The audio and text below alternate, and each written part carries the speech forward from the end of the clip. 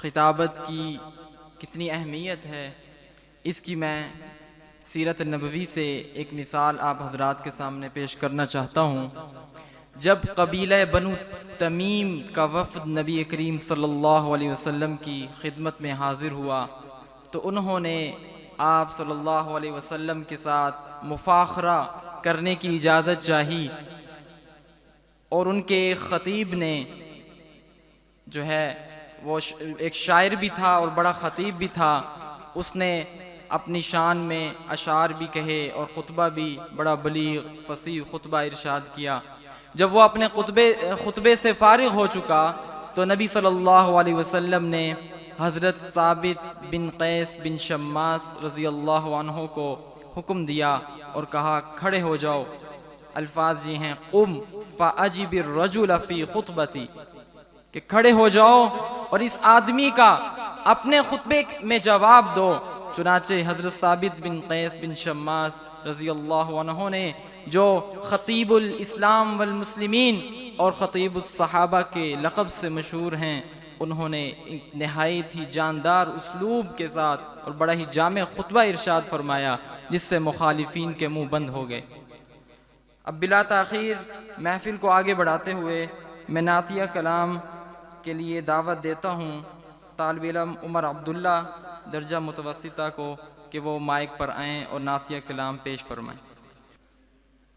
شاعر نے عجیب انداز میں نبی کی نعت لکھی ہے قلم ہاتھ میں پکڑتے ہوئے کہ میری زباں پر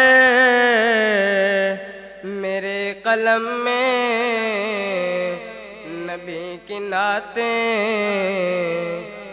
نبی کی باتیں، میری زباں پر میرے قلم میں نبی کی نعتیں، نبی کی باتیں، قرار دل اور چشم نم میں نبی کی نعتیں، نبی کی باتیں۔ میں مکہ گھوما مدینہ دیکھا، کتابوں میں طور سینہ دیکھا۔ میں مکہ گھوما مدینہ دیکھا، کتابوں میں طور سینہ دیکھا۔ عرب عرب میں عجم عجم میں نبی کی نعتیں، نبی کی باتیں، قرار دل اور چشم نم میں نبی کی نعتیں، نبی کی باتیں۔ خدائے رحمان کا یہ قرآن کہیں سے کھولو کہیں سے پڑھ لو، خدائے رحمان کا یہ قرآن کہیں سے کھولو کہیں سے پڑھ لو۔ سطر سطر میں قدم قدم میں نبی کی نعتیں، نبی کی باتیں، میری زباں پر میرے قلم میں نبی کی نعتیں، نبی کی باتیں۔ تورات کھولو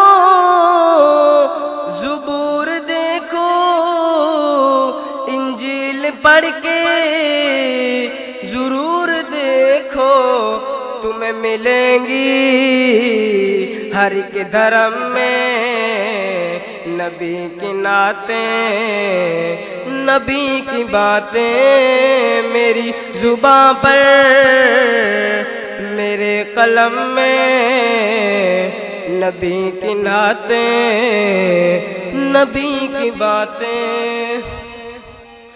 میرے نبی کا جو مستقر ہے وہ سیدہ عائشہ کا گھر ہے، میرے نبی کا جو مستقر ہے وہ سیدہ عائشہ کا گھر ہے کہ جن کے دم سے ہے آج ہم میں نبی کی نعتیں، نبی کی باتیں قرار دل اور چشم نم میں، نبی کی نعتیں، نبی کی باتیں میری زباں پر میرے قلم میں، نبی کی نعتیں، نبی کی باتیں۔